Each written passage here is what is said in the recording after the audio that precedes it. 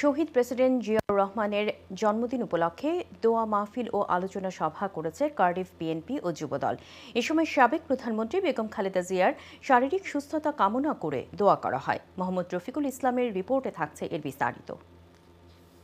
গত মঙ্গলবার রাতে বাংলাদেশ সেন্টার কার্ডিফে কার্ডিফ বিএনপি ও কার্ডিফ যুবদলের উদ্যোগে বাংলাদেশের স্বাধীনতার ঘোষক ও মহান মুক্তিযুদ্ধের আহ্বায়ক, বাংলাদেশের বহুদলীয় গণতন্ত্রের প্রবক্তা, জাতীয়তাবাদী দল বিএনপির প্রতিষ্ঠাতা শহীদ প্রেসিডেন্ট জিয়াউর রহমান বীর উত্তমের জন্মদিন উপলক্ষে এবং আপুসীন নেত্রী, বাংলাদেশের সাবেক প্রথম নারী প্রধানমন্ত্রী, তিনবারের প্রধানমন্ত্রী বেগম খালেদা জিয়ার শারীরিক সুস্থতা কামনা করে এক দোয়া মাহফিল ও আলোচনা সভার আয়োজন করা হয়।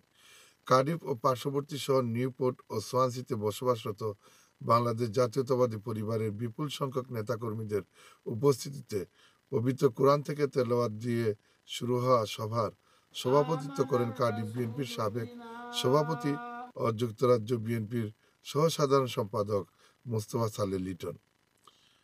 কার্ডিফ বিএনপির সাবেক সাধারণ সম্পাদক ও কার্ডিফ ছাত্রদলের প্রতিষ্ঠাতা সভাপতি মোহাম্মদ রফিকুল ইসলামের সঞ্চালনায় অনেকের মধ্যে বক্তব্য রাখেন কার্ডিফ বিএনপির সাবেক সহসভাপতি নুরুল হক আনসারী, সাবেক সাংগঠনিক সম্পাদক কামরুজ্জামান, সাবেক যুগ্ম সম্পাদক সৈয়দ আশরাফ আলী, কার্ডিফ যুবদলের সভাপতি জুবায়ের আহমেদ চৌধুরী, কার্ডিফ যুবদলের সাধারণ সম্পাদক খলিলুর রহমান, যুবদলের সাংগঠনিক সম্পাদক সুমন আলী, মোহাম্মদ শাহাদাত হোসেন মুহিত, ওয়াহিদুর রহমান আলো, সোয়ানসি বিএনপির সাবেক সভাপতি আব্দুল কাদির, সাবেক যুগ্ম সাধারণ সম্পাদক রফিক মিয়া, নিউপোর্ট যুবদলের সভাপতি শামীমুল ইসলাম বদরুল, নিউপোর্ট বিএনপির সাবেক সাধারণ সম্পাদক বদরুল আমিন চৌধুরী স্বপন সহ আরও অনেকে।